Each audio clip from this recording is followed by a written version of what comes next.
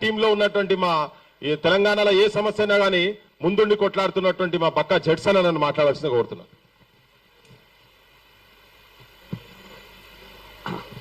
అందరికీ నమస్కారం. ముఖ్యంగా మరి ఏదో విధంగా తెలంగాణలో ప్రశ్నించే గొంతుకలపైన కానీ విశ్లేషించే స్వరాలపైన కానీ వాళ్ళ ఎప్పటికప్పుడు వాళ్ళు స్పందించే తీరుపైన ఎందుకో ఆంధ్ర ప్రభుత్వం ఇప్పటికీ తెలంగాణలో ఉన్న మేధావులను మరి వీళ్ళందరినీ ఇయాటికి శత్రువులుగానే పరిగణిస్తుంది. ముఖ్యంగా మరి గత ఒక 5-6 నెలల క్రితము పవన్ కళ్యాణ్ గారిది ఒక సినిమా రిలీజ్ అయింది. ఆ సినిమాలో కతానా అనే ఒక జపాన్ నైఫ్ను తల్వార్ను ఆయన తిప్పిండు. దాంతో ఆయన దగ్గర ఉన్నట్టు ఒక కానిస్టేబుల్ ఒక ప్రాణం జస్ట్ తృణప్రాయంగా ఆయన ప్రాణం మిస్ అయిపోయింది ఆయనది. అది నేను వీడియో ఎవిడెన్స్తో సహా హ్యాబిట్స్ పోలీస్ స్టేషన్లో కంప్లైంట్ ఇచ్చిన. అంటే ఒక బాధ్యత గల ఆయన ఎవరో నార్మల్ గాడు ఎవరో చిల్లరగాడు కాదు కదా, ఒక ఉప ముఖ్యమంత్రి. మరి ఇంతకుముందు అంటే జనసేన కంటే ముందు ఆయన చెగువీర ఫోటో పెట్టుకొని ఆయన టోపీ పెట్టుకున్నటువంటి వ్యక్తి. కొంచెమైనా మరి అటువంటి భావాలు ఉన్నాయని చెప్పుకున్నాడు. తర్వాత ఆయన రంగు మార్చిండు. సరే ఏమైనప్పటికీ నేను ఎలాంగ్ విత్ ప్రూఫ్స్ ఒక బాధ్యత గల ఉప ముఖ్యమంత్రి తెలంగాణలో వచ్చి మరి ఇట్లా ఈ విధంగా ఎల్బీ స్టేడియంలో మరి బాజాబ్తా ఈరోజు కత్తి తిప్పుతుంటే మరి ఒక పోలీసు ఒక దెర్రైతే ఆయన మెడ దిగేది అని వీడియో ఫుటేజ్ అంతించిన. కానీ మన తెలంగాణ పోలీసు చాలా గొప్పోళ్ళు. పక్క రాష్ట్రం ఉప ముఖ్యమంత్రి ఆయన మీదనే కేసు ఎందుకు పెట్టాలని చెప్పేసి కేసు రిజిస్టర్ చేయలేదు.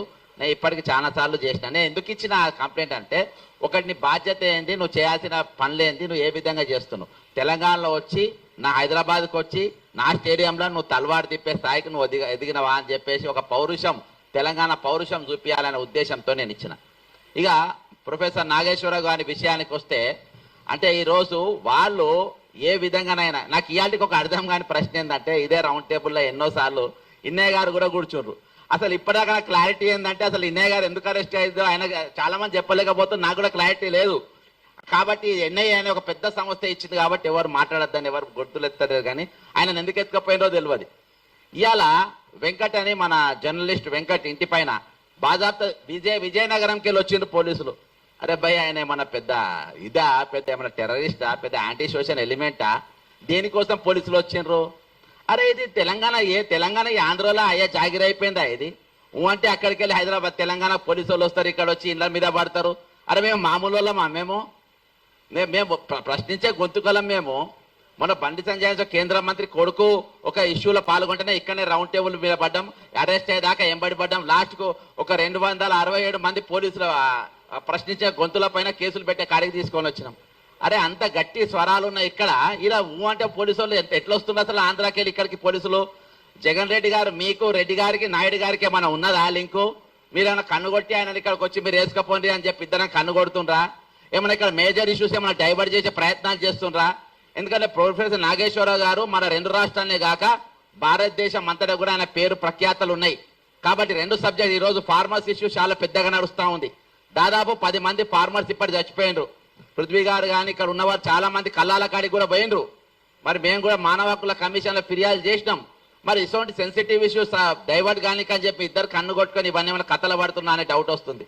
ఎందుకంటే ఈరోజు మరి ఎక్కడ చూసినా కానీ ఒక పెద్ద చర్చ ఈరోజు నాగేశ్వరరావు గారి వెళ్ళింది. ఏది ఏమైనప్పటికీ ఇవాటికి నేను అనుకుంటున్నా ఇది నాగేశ్వరరావు గారి మీద ఏదైతే మీరు కేసు పెట్టిందో ఇదే ఆఖరి కేసు కావాలి. మళ్ళీ ఇంకొక జర్నలిస్ట్ గారి పైన కానీ ఇంకో మేధావి మీద కానీ ఇంకో ప్రశ్నించే గొంతుకల మీద కానీ ఈరోజు ఇటువంటి కేసులు ఉండే ప్రయత్నాలు చేయొద్దు. ఈరోజు తెలంగాణ వనరులు ఇంకా దోపిడీ గురైతేనే ఉంది. ఇవాళ ఫ్యూచర్ సిటీ కాంట్రాక్ట్ ఎవరండి? ఎవరికి ఇచ్చిన ఫ్యూచర్ సిటీ కాంట్రాక్టు?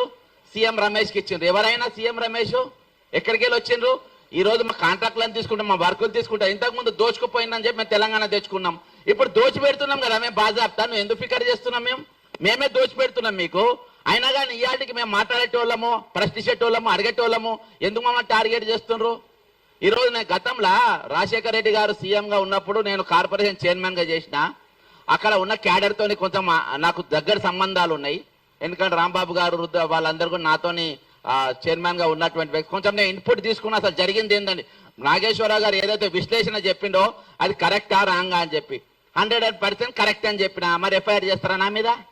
ఇది అభిప్రాయం చాలా మంది పెడుతున్నారు. మరి నాగేశ్వరరావు గారు చెప్తానే అంటేనే ఎందుకు పెట్టిండ్రు? ఎందుకంటే అది అయితే 2 రాష్ట్రాలలో కాదు దేశవ్యాప్తంగా పాపులర్ అవుతుందని. ఇదే నేను ఒకటే చెప్తున్నా, మీరు వెంటనే ఆ పెట్టిన కేసులు వాపసు తీసుకోవాలని చెప్తున్నా. ఇంకా ఈ చిల్లర కథలు ఏవైతే మీరు పేడ్ మీడియాతోని మరి నిత్యమైన పైన ఏవైతే పోస్టింగ్లు పెట్టిస్తుండ్రో, ట్విట్టర్లు పెట్టిస్తుండ్రో, అవి మాకు కూడా వస్తే మేము కూడా పెట్టగలుగుతాం. అవన్నీ మానుకోవాలి. ట్విట్టర్ పెట్టిన ఎఫ్ఐఆర్ వాపసు తీసుకోకుంటే చంద్రబాబు నాయుడు అనేటువంటి హైదరాబాద్ లో తిరిగాడు, లోకేష్ అనేటువంటి హైదరాబాద్ లో తిరిగాడు. ఈడ పౌర సమాజం మొత్తం కళ్ళెత్తది. ఈడ మా తరపున మాట్లాడేటోళ్ళు మా దగ్గర ఉన్న గలాలను ఈ రోజు మీ కాళ్ళెత్తి తొక్కుతామంటే ఈ రోజు ఇక్కడ ఊకునేటోళ్ళు లేవడం ఇస్తారు చంద్రబాబు నాయుడు. పవన్ కళ్యాణ్ గారు మీరేం చెప్పిండ్రు? మీరు రంగల ఊసలు మార్చినట్టుగా మేము ఊసలు మార్చాం. ఇక్కడ మేము బరాబర్ నిలబడతాం, కళాయించి నిలబడతాం, మొగోళ్ళు నిలబెడతాం, మొనగాళ్ళ లెక్క నిలబడతాం. నీళ్ళక చెక్కగా లెక్క నిలబడడు. ఈ రోజు నాగేశ్వరరావు గారి మీద తుపాకీ పెట్టి మా మీద కాల్చే ప్రయత్నం చేస్తున్నా కావచ్చు. ఈ రోజు మీ పోలీసులు ఇక్కడ హైదరాబాద్ ఏ విధంగా తిరుగుతారు బాస్? తెలంగాణకు పోలీసులు ఏ విధంగా వస్తారు? అరెస్టు వారెంట్ పట్టుకొని ఏ విధంగా వస్తారు? మేము చేతగాని వాళ్ళమా? చేతు గాజులు వేసుకున్నామా? మిస్టర్ రేవంత్ రెడ్డి దగ్గర హోంశాఖ మంత్రి ఉన్నది, ఏ విధంగా నువ్వు అనుమతిస్తున్నావు? ఈ కాంచెలు వారెన్లతో ఆంధ్రకేరళ పోలీసులు వస్తే అరెస్ట్ చేసి లోపడేసి పడేయాలి, వాళ్ళని జైల్లో పెట్టాలి. ఎట్లెట్లు వస్తాయి? తమాషా చేస్తుండ్రా ఇక్కడ, తమాషా చేస్తుండ్రా ఇక్కడ. ఇదే ఆఖరి ఎఫ్ఐఆర్ కావాలి, ఇదే లాస్ట్ ఎఫ్ఐఆర్ కావాలి. ఇంకోసారి ఎఫ్ఐఆర్ అయితే మామూలు గుడ్డలు చెప్తున్నా, పవన్ కళ్యాణ్ చెప్తున్నా, ఖబర్దార్ అని చెప్తున్నా, హెచ్చరిస్తున్నా. రిక్వెస్ట్ బొంగజింగ్ ఎవరు చేయడు ఇక్కడ. నువ్వు చేసి చూడు, ఇక్కడ అరెస్ట్ చేసి చూడు, కుత్క మీద కాలు తొక్కుతా నా కొడకల్లారా. జై తెలంగాణ, అమరవీరులకు జోహార్లు.